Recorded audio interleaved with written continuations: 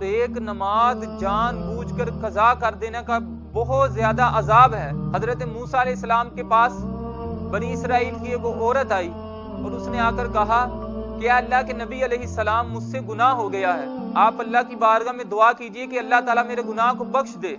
فرمایا کہ تجھ سے کون سا ایسا گناہ ہو گیا کہ تو نے اللہ کی بارگاہ میں توبہ بھی کی اور تو پھر بھی کہہ رہی ہے کہ آپ بھی میرے لیے دعا کرے، اللہ نے تجھے معاف نہیں فرمایا؟ تو وہ کہنے لگی کہ میں نے زنا کا ارتکاب کر لیا ہے، میں نے بدفعلی کر لی، اور اس سے جو اولاد ہوئی میں نے اس کو بھی مار دیا، اس کو بھی قتل کر دیا۔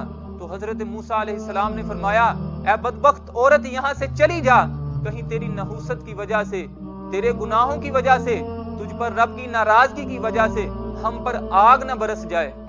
وہاں سے چلی گئی تو حضرت جبرائیل امین علیہ السلام فوراً حضرت موسیٰ علیہ السلام کے پاس حاضر ہوئے اور آ کر عرض کیا اے اللہ کے نبی علیہ السلام، اللہ فرما رہا ہے کہ آپ نے ایک توبہ کرنے والی کو واپس کیوں بھیج دیا؟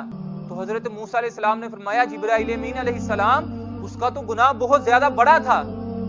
تو جبرائیل امین علیہ السلام نے عرض کیا اے اللہ کے نبی علیہ السلام، کیا میں آپ کو اس سے بڑا گناہ نہ بتاؤں؟ تو حضرت موسیٰ علیہ السلام نے فرمایا کہ کیا اس سے بڑا کوئی گناہ ہو سکتا ہے؟